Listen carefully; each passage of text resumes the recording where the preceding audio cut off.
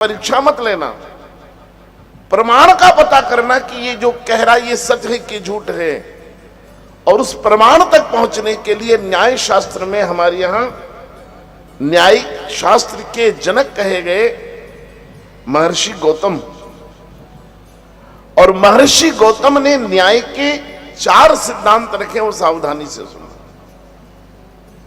आज तो देश विदेश में कानून पढ़ाया जाता है, न्याय शास्त्र पढ़ाया जाता है, बड़ी बड़ी यूनिवर्सिटीज हैं न्याय पर अभी, लेकिन उस न्याय के जनक जो माने गए, उस न्याय के जनक है महर्षि गौतम। और महर्षि गौतम ने कहा कि सत्य तक पहुंचने के लिए 4 चीजें होती, 4 माध्यमों से सत्य तक पहुंचा जाता है। कौन सा?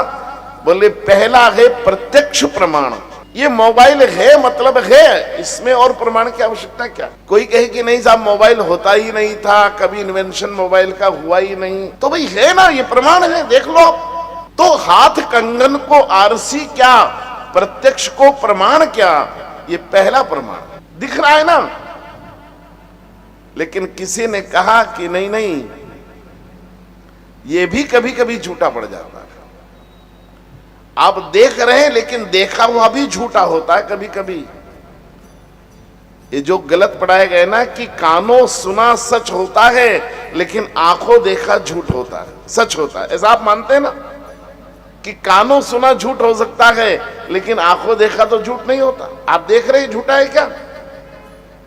लेकिन मुझे आप बताओ कि आपके कान से ज्यादा और आपकी जबान से ज्यादा झूठ आपकी आंखों ने बोला है। जब आप किसी बड़ी स्टेशन पर ट्रेन में बैठे हो और एक और प्लेटफॉर्म पर ट्रेन खड़ी हो और अगले प्लेटफॉर्म पर आपकी ट्रेन खड़ी हो और वो ट्रेन चल दे, तो आपको भी लगता है कि अपनी ट्रेन चल रही है। ये झूठ किसने बोला आपसे? चली कौन सी ट्रेन थी? वो। और आपको क्या लगा? अपनी चली। ये झूठ आपको किसने बोला? आपकी आंखों ने, किसी दूसरे ने नहीं कहा। आपको ही लगा कि अरे अपनी चल पड़ी, बाद में पता लगा कि नहीं नहीं, वो तो वो सामने वाली गई थी। ये झूठ कौन बोला?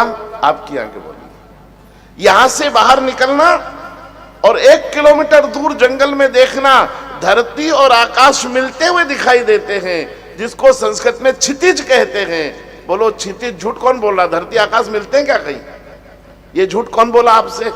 ये झूठ आपसे आपकी आंखें बोली है कि 1 किलोमीटर दूर धरती आकाश मिल रहे हैं। नहीं मिलते साहब, उधर आगे जाओगे तो नागपुर है यार, धरती आकाश थोड़ी मिल रहे हैं।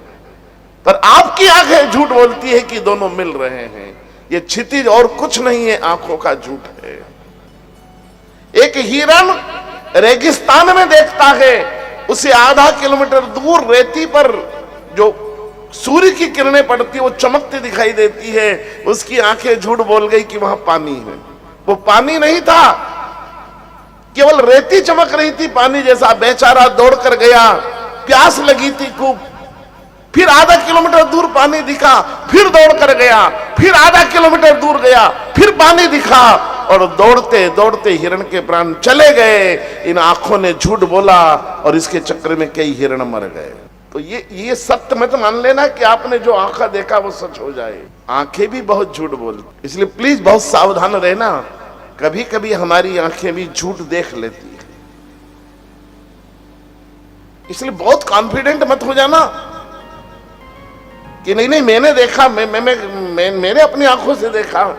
बहुत बार हमारी आंखें बहुत झूठ बोलती। फिर गौतम कहते हैं कि सत्य तक पहुंचने का दूसरा साधन है अनुमान। आप किसी के घर के सामने से निकलो और बढ़िया शुद्ध गाय के देसी घी की गंध आने लगे, जलते हुए घी की, तो आप कह दोगे कि इसके घर पूरण पोली बन रही है। आपने देखा नहीं लेकिन गंध से आप पहचान गए। आप किसी के घर के सामने से निकले और कोई खुशबू आई तो आपको लगता है ना कि यार कहीं समोसे बन रहे इनके घर पे। और कभी कभी तो इच्छा होती है कि चले भीतर, थोड़ा सा एक आध ले लेंगे, क्या दिक्कत है। लेकिन आपने केवल गंध से अनुमान लगाया कि इनके घर कचौरी बन रही है। इसको महर्षि गौतम कहते हैं अनुमान प्रमाण। वो कहते हैं कहीं धुआं दिख रहा है, इसका मतलब आग होगी ही होगी। लेकिन बोलो हर धुएं में आग होती है क्या? आजकल वो शादी में दूल्हा दुल्हन आते हैं और वो जो बीच में धुआं उठाते हैं, उसमें आग होती है क्या? ये वो धुआं ही धुआं, मैं परेशान हूं अनेक शादी में जा जाके। वो तो हमारी शादी के टाइम तो धुआं उठता ही नहीं था, पर दूसरों की शादी में जो धुआं उठता देखता हूं, मैंने कहा ये शादी है कि धुआं धुआं हो रही है जिंदगी यार। ये शुरू ही दिन बच्चों के सामने वो धुआं उठाकर क्या जिंदगी को धुआं धुआं की है। लेकिन वहां धुआं तो उठता है लेकिन आग नहीं होती। ये अनुमान प्रमाण है, लेकिन अनुमान प्रमाण भी कभी कभी असत्य हो जाता। तीसरे प्रमाण की महर्षि गौतम चर्चा करते हैं न्याय शास्त्र में। पहला है प्रत्यक्ष प्रमाण, दूसरा है अनुमान प्रमाण, और तीसरे प्रमाण की महर्षि गौतम चर्चा करते हैं, वो कहते हैं शब्द प्रमाण। आपने देखा नहीं पुष्पक विमान है, लेकिन रामायण में लिखा तो होगा पुष्पक विमान। आपने नहीं देखा ब्रह्मास्त्र, लेकिन रामायण में लिखा है तो होता होगा। आपने नहीं देखा आग्नेयास्त्र, लेकिन रामायण में लिखा तो होता होगा। इसलिए कहा कि शब्द प्रमाण है। कोई महापुरुष कह रहे हैं, कोई सदग्रंथ कह रहे हैं, तो चाहे वो आज अस्तित्व में नहीं हो, लेकिन पहले कभी न कभी अस्तित्व में रहे होंगे, उनको झूठ नहीं मान सकते। लेकिन शास्त्रों में हस्तक्षेप होने के कारण बहुत सारी चीजें असत्य भी शामिल हो गई, उसको भी अंतिम प्रमाण नहीं माना जाता। तब महर्षि गौतम को पूछा गया कि कभी कभी प्रत्यक्ष प्रमाण, अनुमान प्रमाण और शब्द प्रमाण भी झूठे पड़ जाते हैं, तो अंतिम सत्य क्या है?